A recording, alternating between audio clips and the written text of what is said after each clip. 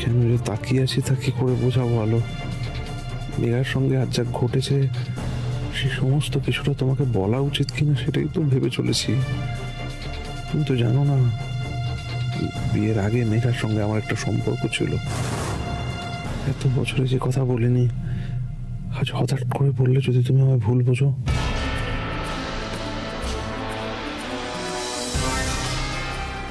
চাটা খাও, ঠান্ডা হয়ে যাচ্ছে তো। হ্যাঁ হ্যাঁ হ্যাঁ, আসলে খাচ্ছি।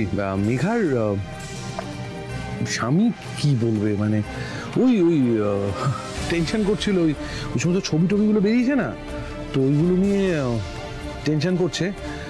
তো আমি বুঝিয়েছি, আমি বোঝালাম ওনাকে যে যে এগুলো নিয়ে না ভাবতে। এই সময় এই শোনো না, বলছি না আর এখন খাবো না, আমার একটু শুতে ইচ্ছে হচ্ছে, খুব টায়ার্ড লাগছে, খুব মেন্টাল না আসলে ইয়ে হয়ে গেছে, একটু শুয়ে নি বুঝলে। পরে চাটা রেখে দাও চাপা দিয়ে, পরে গরম করে আবার খাবো। হ্যাঁ, খুব ভালো হয়েছে চাটা, খুব ভালো হয়েছে।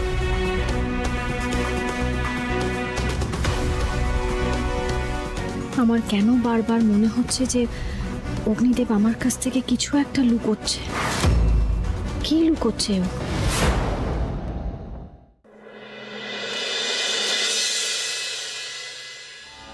বড়নাথ বউ, ও বড়নাথ বউ, আমার চাটা একটু দিয়ে যেও তো মা। হ্যাঁ বড় মা, দিচ্ছি।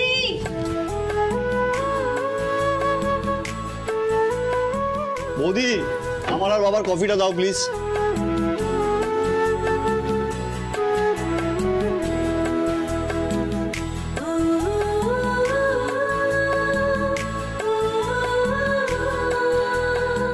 Good morning.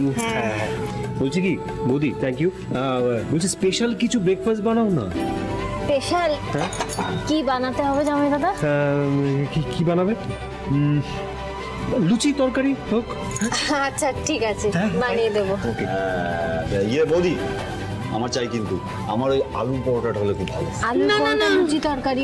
লুচি তরকারি, লুচি তরকারি আলু। দাইমাদি, তুমি তো পুরো আমার মুখ থেকে কথাটা কেড়ে নিলে। আমিও বলছি দিদি শোনো, আজকে ব্রেকফাস্টে লুচি আর সাদা আলুর তরকারি। ঠিক আছে, হ্যাঁ লুচি সাদা আলুর তরকারি, লুচি সাদা আলুর তরকারি, আলুর পরোটা। ঠিক আছে, লুচি সাদা।